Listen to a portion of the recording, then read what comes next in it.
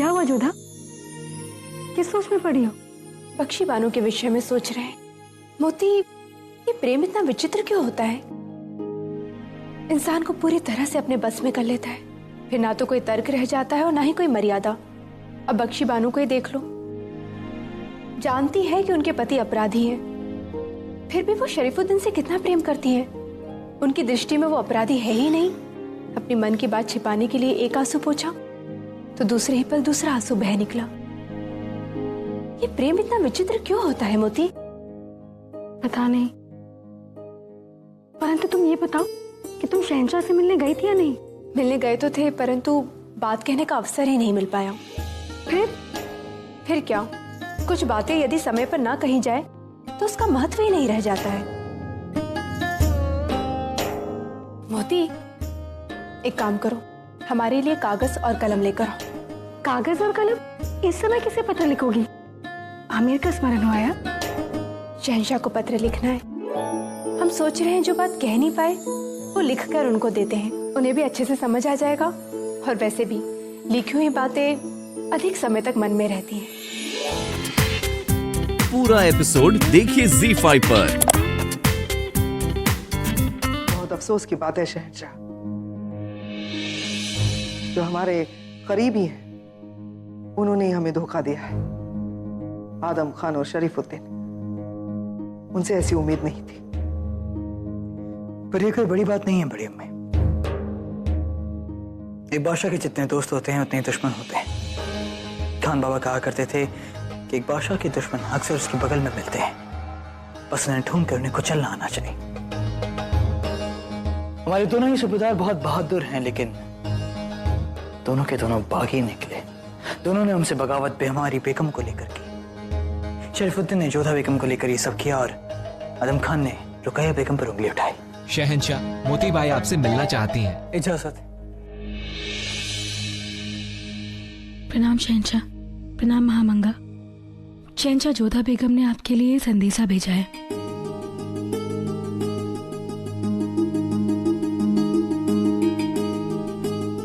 जोधा बेगम ने हमें पैगाम लिखकर क्यों भेजा है? वो खुद भी हमारे पास आ सकती थी।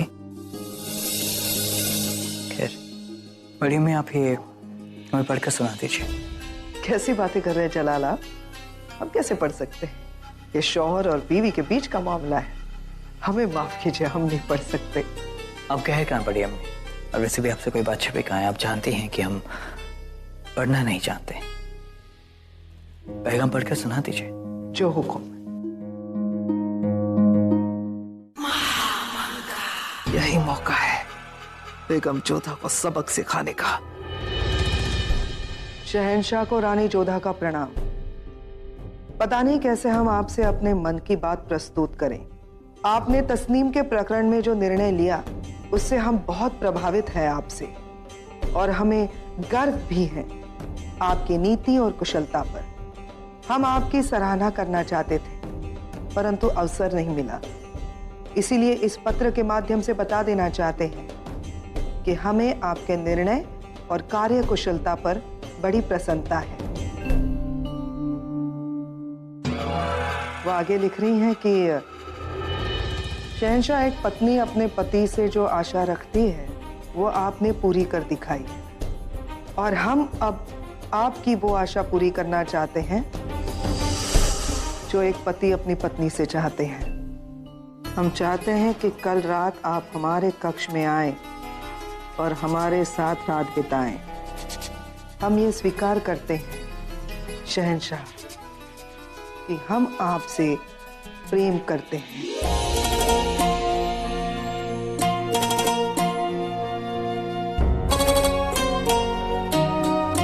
आपके खास रानी बेगम जोधा।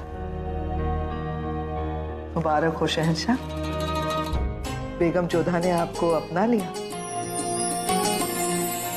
अब बहुत खुश हैं आपके लिए, मुबारक हो। हम हैरान है बड़ी अम्मी, आदम खान के इतने उसके बावजूद आप इतनी खुश हैं। हम आपके लिए खुश हैं जलाल। आप हमारे बेटे नहीं हैं।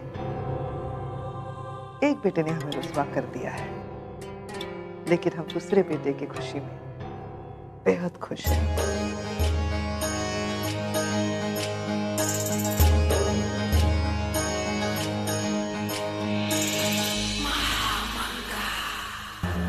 कल की खूबसूरत रात को यादगार बनाने के लिए शाम एक जश्न होगा। चिंगारी हमने लगा दी और उस आग को हवा देंगे रामतनु साहब। मुगल दरबार में हम रामतनु साहब का इस्तकबाल करते हैं। जैसा सुना था आपके बारे में ठीक वैसा ही पाया आपको। आपके बारे में भी जैसा सुना था बिल्कुल वैसे ही देख रहे हैं आपको शहंशाह। ज़ैनसीब आदाब। प्रणाम। चलिए, आपसे मिलने की तमन्ना तो पूरी हो गई। रही बात आपकी मौसीकी सुनने की, तो वो भी आज शाम को जश्न में पूरी हो जाए। तब तक आप शाही मेहमान गाह में आराम फरमाइए। विश्राम करने के लिए हमारे महल में भी कोई कमी नहीं है शहंशाह। हम यहाँ आपके आमंत्रण और अपने राजा के आदेश पर आए और उत्सव समाप्त होते ही यहाँ से चले भी जाएंगे। फनकार की मर्जी के आगे किसी का जोर नहीं चलता। ऐसा आपको देखने से लगता है कि आपको आगरा की हवा पसंद नहीं है। आपकी एक बात की प्रशंसा करनी होगी। सामने खड़े व्यक्ति के मन में क्या चल रहा है आप भली बात जान लेते। इस समय हमें आज्ञा दें। प्रणाम।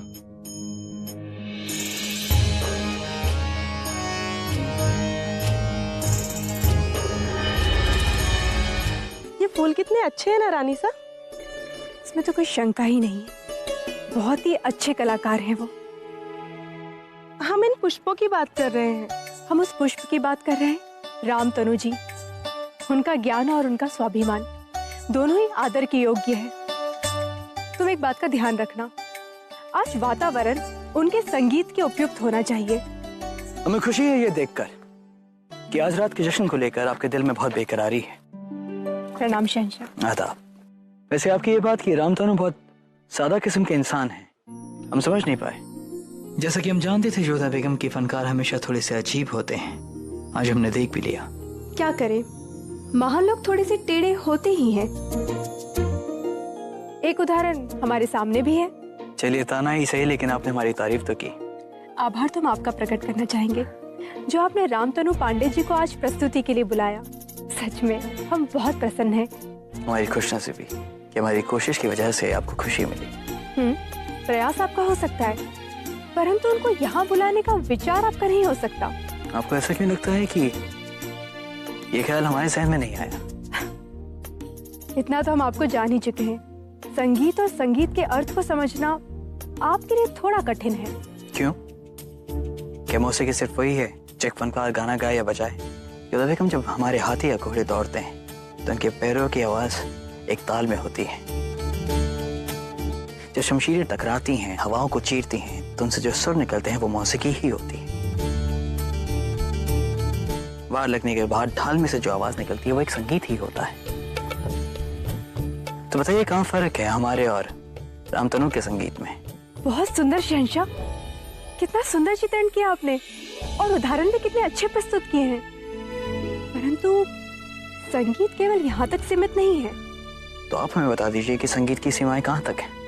संगीत की सीमा वहां तक है जहाँ तक पहुंचा नहीं जा सकता। जब सवेरे सूर्य उगता है तो उसके उत्थान में संगीत है, वर्षा के गिरने और नदी के बहने में संगीत है, चंद्रमा की गति में और मयूर पंख में संगीत छिपा हुआ है। संगीत इस सृष्टि के हर एक कण, हर एक तिनके में छिपा है। यदि पहचाना जा सके तो फूलों पर मंडराते भंवरे, पक्षियों के कलरव में, चलती तेज हवाओं में संगीत है, पानी हारियों की पायल में संगीत है, मस्जिद के आजान में संगीत है, मंदिर की घंटियों में संगीत है, रात्रि के सन्नाटे में, गाय के गले की घंटी में, माँ की लोरी में, हर स्थान पर संगीत छिपा हुआ है शहंशाह। एक साधारण सी बाज भी कृष्णा जी की बांसुरी बन जाती है। संगीत संसार में ऐसा छिपा हुआ है जैसे कि शरीर में आत्मा। संगीत को साधना उतना ही कठिन है जितना आत्मा से साक्षात्कार कर लेना। अब आप ही बताइए, संगीत की भी कोई सीमा हो सकती है भला? सुभान अल्लाह जोधा बेगम, हम कभी नहीं जान पाएंगे कि संगीत की सीमाएं कहाँ तक हैं, लेकिन इतना जरूर जानते हैं कि आपकी बातें बनाने के हुनर की भी हद नहीं है। पूरा एपिसोड देखिए ZEE5 पर।